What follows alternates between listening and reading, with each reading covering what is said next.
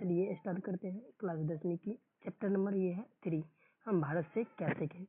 तो पहला क्वेश्चन है, भारत को पहचान सकने वाली दृष्टि की आवश्यकता किनके लिए वांछनीय है और क्यों। तो इसका आंसर है, भारत को पहचान सकने वाली दृष्टि की आवश्यकता यूरोपियन लोगों के लिए वांछनीय है, क्योंकि भारत ऐसी अनेक समस्याओं से भरपूर है जिनका समाधान होने पर पूर्व यूरोपियन लोगों की अनेक समस्याओं का निदान संभव है। तो चलते हैं नेक्स्ट क्वेश्चन पर।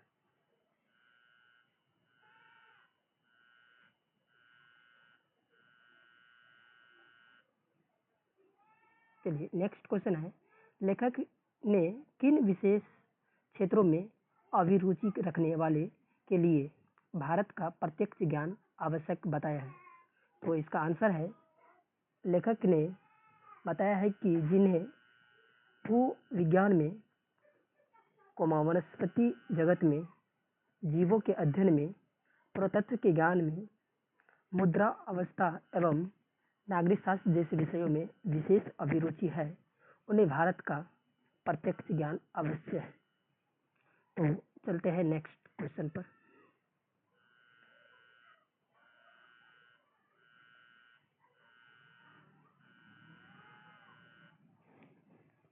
नेक्स्ट क्वेश्चन है, लेखक की दृष्टि में सच्चे भारत के दर्शन कहाँ हो सकते हैं और क्यों। तो ये भी क्वेश्चन है, इसको टिक लगा लीजिए। लेखक की दृष्टि में सच्चे भारत का दर्शन भारतीय ग्रामीण जीवन में हो सकते हैं, न कि मुंबई, दिल्ली, कोलकाता जैसे शहरों में, क्योंकि भारतीय ग्राम संस्कृति में सच्चा भारत निहित है। सच्चाई, प्रेम, करुणा, सहयोग की भावना ग्रामीण में कूट कूट कर भरा होता है। तो चलते हैं नेक्स्ट क्वेश्चन पर।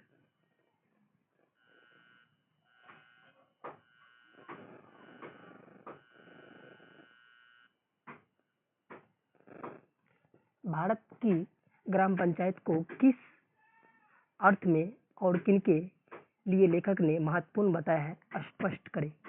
तो चलिए इसका आंसर है, प्राचीन स्थानीय शासन प्रणाली या पंचायत प्रथा को समझाने का बहुत बड़ा क्षेत्र भारतीय ग्राम पंचायत में विद्वान है।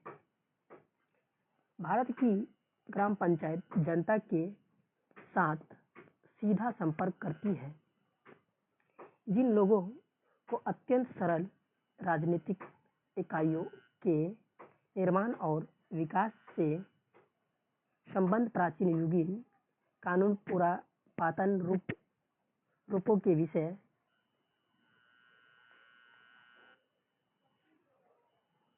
में हुए अनुसंधान के महत्व को समझाने की क्षमता प्राप्त करनी है। उनके लिए भारत की ग्राम पंचायत को लेखक ने महत्वपूर्ण बताया है। चलिए नेक्स्ट क्वेश्चन पर चलते हैं।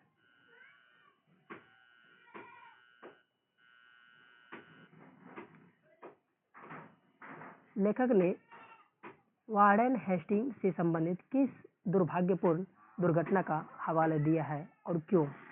लेखक ने वार्डन हेस्टिंग द्वारा 172 डायरीज नामक सोने के सिक्के ईस्ट इंडिया कंपनी के निदेशक मंडल की सेवा में भेजे जाने पर कंपनी के मालिक द्वारा उनका महत्व नहीं समझना एवं मुद्राओं को अलग गला देना दुर्भाग्यपूर्ण घटना है, क्योंकि वह एक धरोहर था और अवहेलना एक विषय था।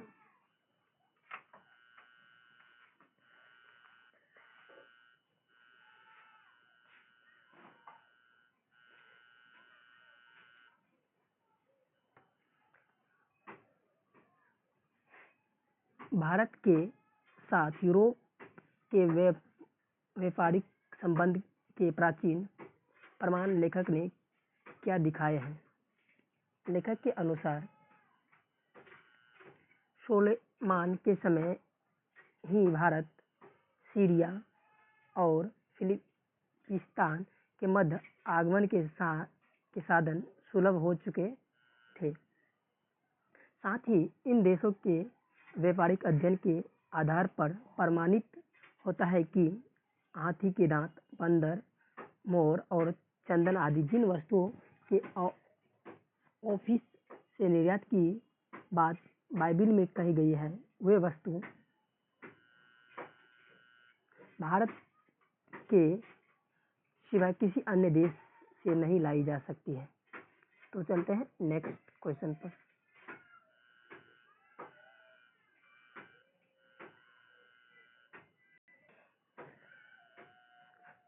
चलिए नेक्स्ट क्वेश्चन है, भारत किस तरह अतीत और सुदूर भविष्य को जोड़ता है, स्पष्ट करें।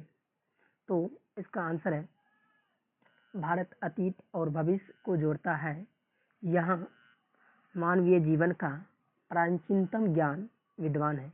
यहाँ की भूमि प्राचीन इतिहास से जुड़ी हुई है। यहाँ की संस्कृत भाषा के द्वारा विश्व को चिंतन की ऐसी धारा में आगमन का अवसर मिला है जो कभी अभी तक अज्ञात थी। अतः यह बीते हुए काल और आने वाले समय के लिए सेतु के रूप में मान्य है। चलते हैं नेक्स्ट क्वेश्चन पर।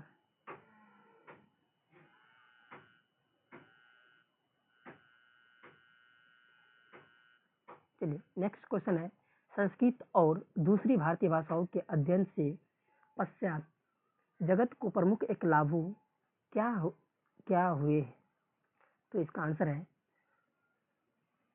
संस्कृत और दूसरी भारतीय भाषाओं के अध्ययन से मानव जाति के बारे में पश्चात जगत के विचार व्यापक और उदार बने हैं।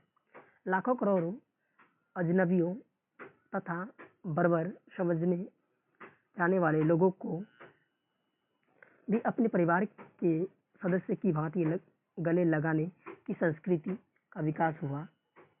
इसके अध्ययन से मानव जाति के संपूर्ण इतिहास को एक वास्तविक रूप से प्रकट दिखाया जो पहले नहीं हो पाया था। इसके अध्ययन से पश्चात जगत में विश्व के प्राचीनतम अवस्था का ज्ञान प्राप्त किया जा सकता है। तो चलते हैं नेक्स्ट क्वेश्चन।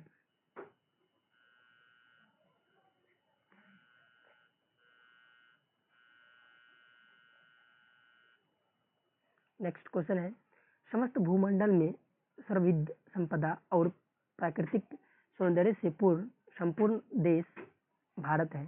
लेखक ने ऐसा क्यों कहा। तो चलिए इसका आंसर है, भारत एक ऐसा देश है जहां मानव मस्तिष्क की उत्कृष्ट उपलब्धियां का सर्वप्रथम साक्षात हुआ है।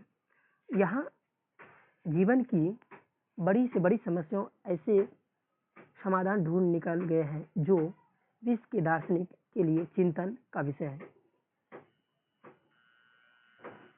यहाँ जीवन को सुखद बनाने के लिए उपयुक्त विज्ञान एवं वातावरण का सान्निध्य मिलता है जो भूमंडल के अन्यत्र नहीं है। तो चलते हैं नेक्स्ट क्वेश्चन पर।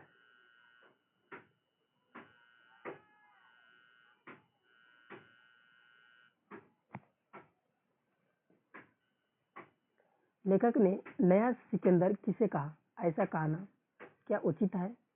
लेखक का अभिप्राय स्पष्ट कीजिए।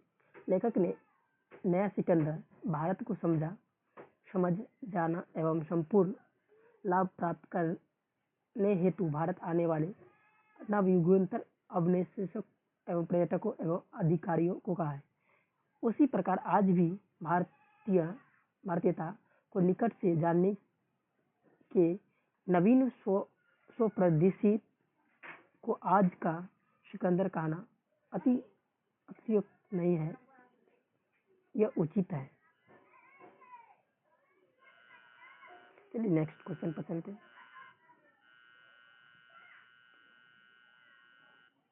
धर्मों की दृष्टि से भारत का क्या महत्व है, अथवा धर्म की दृष्टि से भारत का क्या महत्व है, भारत से हमें क्या सीखे पाठ के आधार पर बताइए। तो चलिए इसका आंसर है, धर्मों की दृष्टि से भारत का एक विशेष महत्व है। भारत प्राचीन काल से ही धार्मिक विकास का केंद्र रहा। यहाँ धर्म के वास्तविक उद्भव, उसके प्राकृतिक विकास तथा उसके अपरिहार्य जीवन रूप का प्रत्यक्ष परिचय मिलता है। भारत वैदिक धर्म की भूमि है।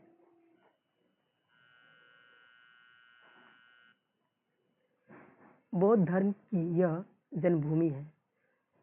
पारसियों के जरथुस धर्म की यह शरण स्थली है। आज भी यहाँ नित्य नए मत मतांतरण प्रकट एवं विकसित होते रहते हैं।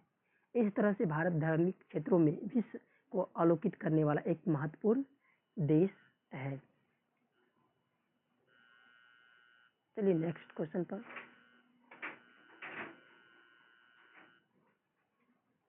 नेक्स्ट क्वेश्चन है,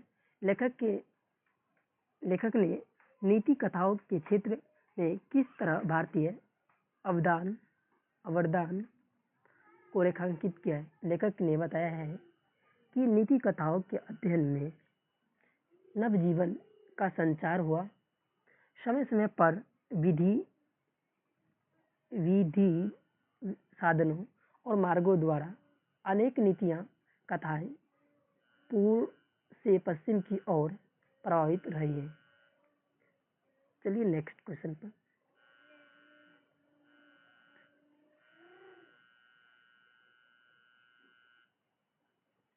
लेखक वास्तविक इतिहास किसे मानता है और क्यों।